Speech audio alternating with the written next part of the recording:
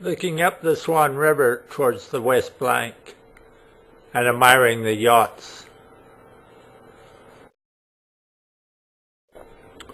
Our stop is the Left Bank Cafe for a beer to alleviate our thirst.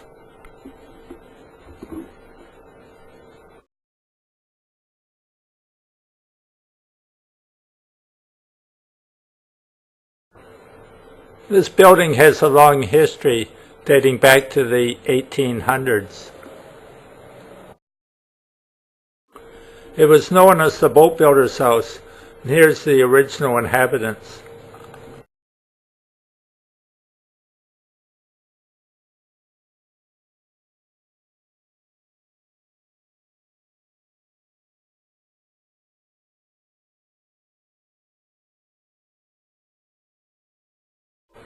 The land was purchased in 1889 by Thomas and Fanny Carrot, who at the time were operating a boat building business. The builder was Thomas William Whitley. The house remained in the Carrot family until 1940.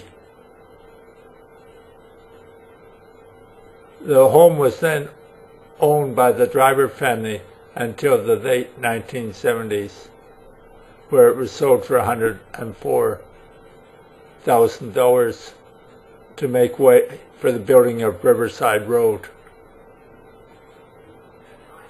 However, strong public resistance led to the heritage listing and the preservation of this house.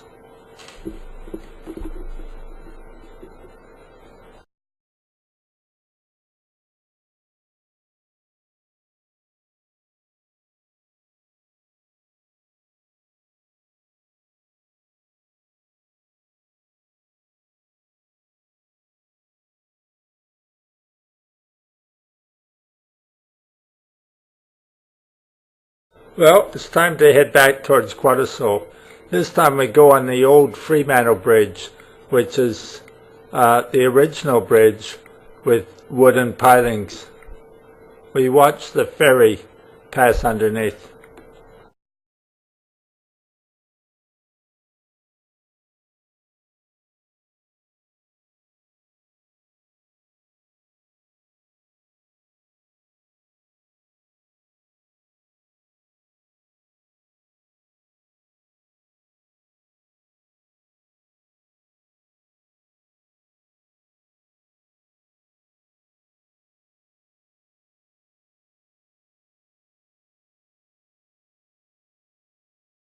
Leaving the Fremantle Bridge, we head into the industrial area, Fremantle Container Port, passing the famous Railway Hotel with its unsavory activities.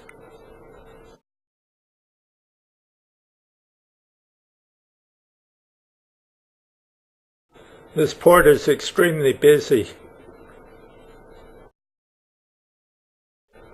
Now it's along the coastline of the Indian Ocean.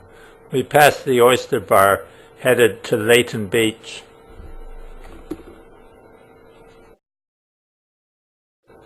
These beaches are lovely. They consist of very fine white sand that's a pleasure to be on. The water is very pure.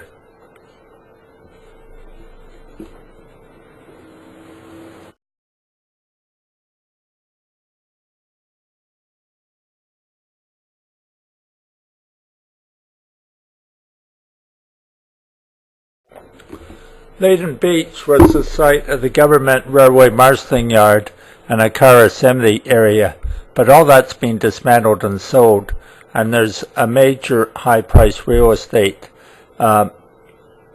set up going in.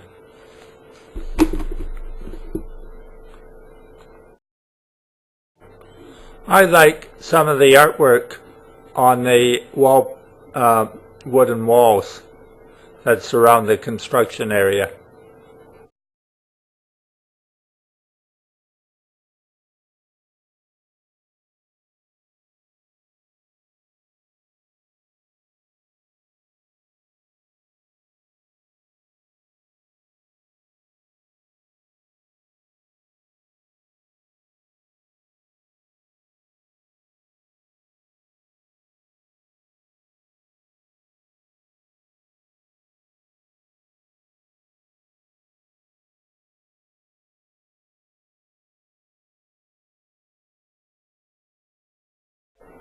a tower overlooking the beach and the construction area. A large billboard advertises real estate at Wellington Beach. Have you got a few $1,000,000? Across from the Wellington Beach is the old Dingle Flower Works. We continue along the cycle path to the Cottesloe Reef area and the Cottesloe Beach.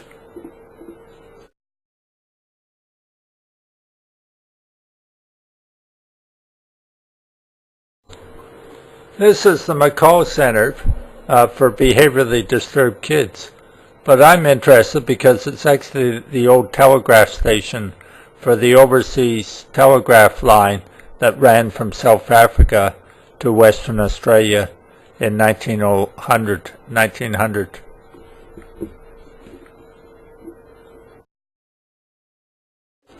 A plaque to Wilhelm Faming, a 17th century early Dutch navigator who discovered a named rock nest that mapped the area.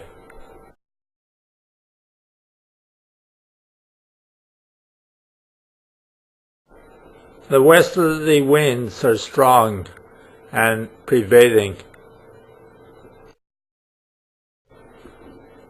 I like bobtailed lizards, but I'm not so turned on by dugites and tiger snakes that are highly venomous and are found in this area. There are some lovely old buildings along the Cottesloe coastline which have not yet met the records ball.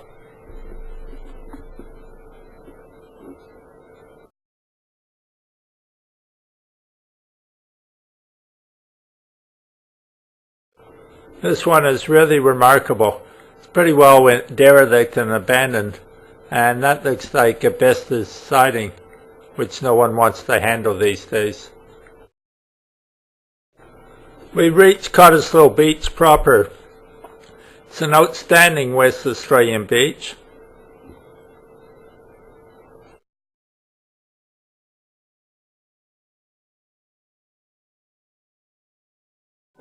The famous Indiana Tea Rooms.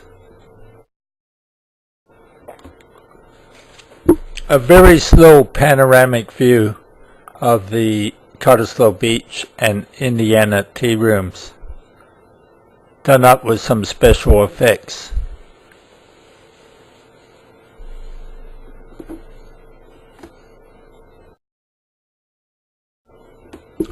Well, we reached Peppermint Grove and home, marked by Cottesloe Central, the shopping center.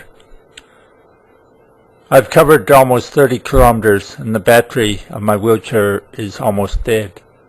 Thanks for joining me on this trip along the cycle paths from Freshwater Bay to Fremantle and back by way of the Indian Ocean and Cottesloe.